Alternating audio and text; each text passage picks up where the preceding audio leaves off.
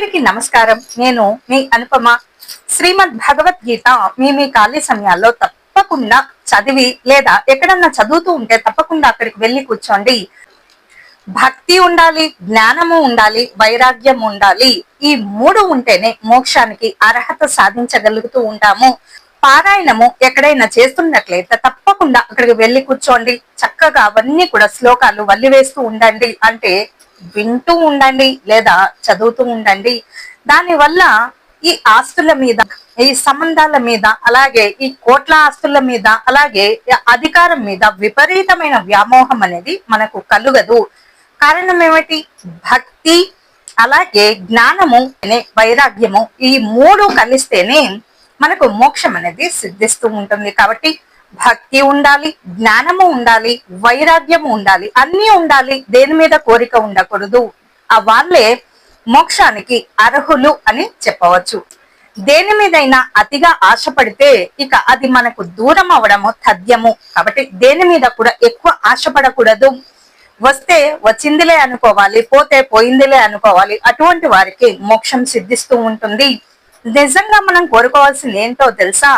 అనాయాసేన మరణం, వినా దైన్యేన జీవనం, దేహంతే తవ సాయుజ్యం, దేహిమే పరమేశ్వర. అంటే సునాయాసంగా ప్రాణం వెళ్ళిపోవాలి, మరణించే ఒక్క క్షణం ముందైనా నాకు కనిపించు ఈశ్వర. ఈ ఒక్క కోరిక.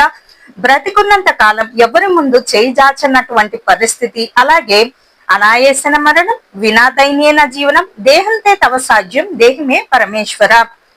మరణించిన తర్వాత మోక్షాన్ని అందిస్తూ నీలో నన్ను ఐక్యం చేసుకో, నా ఆత్మను పరమాత్మలో ఐక్యం చేయి ఓ పరమేశ్వర మహాదేవ అని ఈ మూడే కోరుకోవాలి తప్ప ఇక్కడ మనం ఎంత సంపాదించినా, ఎన్ని సంబంధాలు కలుపుకున్నా, ఇవన్నీ ఈ ఆత్మ ఈ శరీరంతో విడిపడిన నాడు ఇవన్నీ కూడా వ్యర్థం అన్నమాట.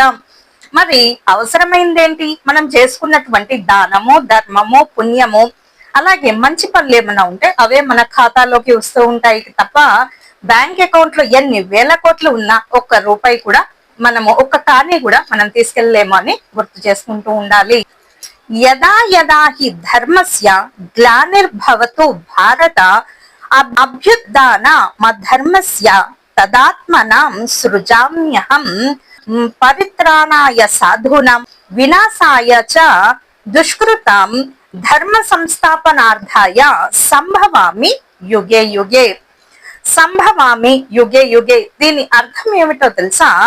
ఏ కాలమున ధర్మానికి హాని కలుగుతుందో, అధర్మము ధర్మాన్ని ఎప్పుడైతే ఎక్కువగా బాధ పెడుతూ ఉంటుందో, అధర్మం ఎప్పుడైతే వృద్ధి